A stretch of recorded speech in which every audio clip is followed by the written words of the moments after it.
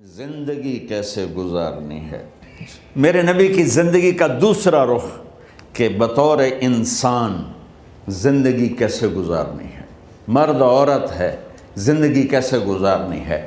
پہلا رشتہ جو قائم ہوا دنیا میں وہ ہے خامد اور بیوی، حضرت آدم اور حوا کا نکاح ہوا۔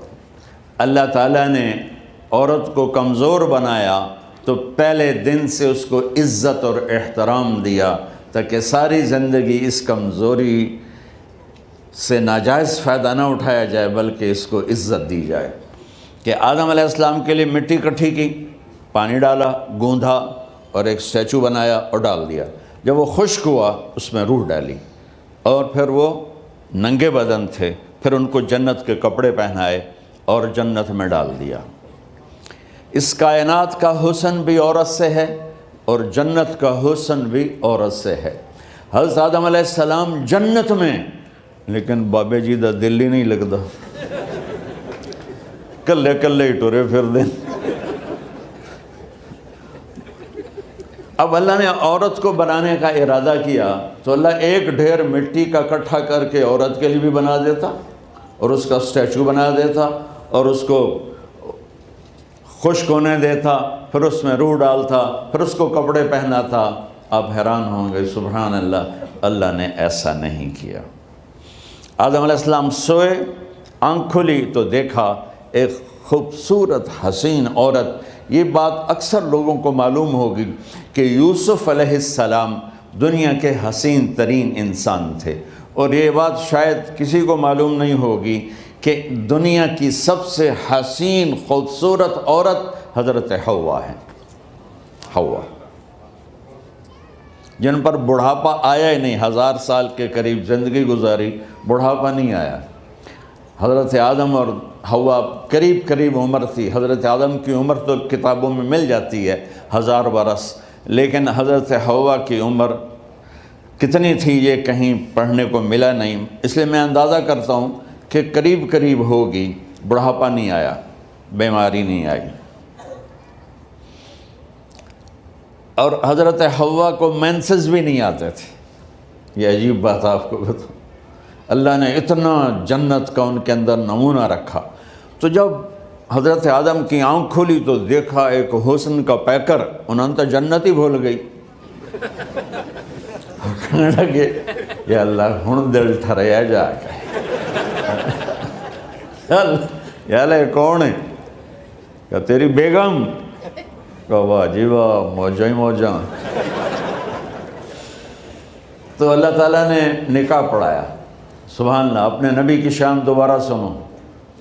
تو اللہ نے کہا آدم اپنی بیگم کا مہر ادا کرو۔ تو وہ پوچھنے لگے کیا مہر ہے؟ دیکھو ایک بات سنو، مہر کسی کی بیٹی کی قیمت نہیں ہوتی۔ $1 ہو یا $1 ٹریلین ہو، بیٹی کی کوئی قیمت نہیں ہوتی۔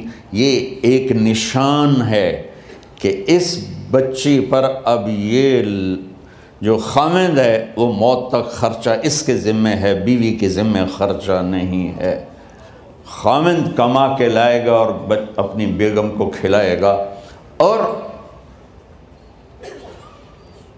بیوی گھر کی ذمہ داری نبھائے گی۔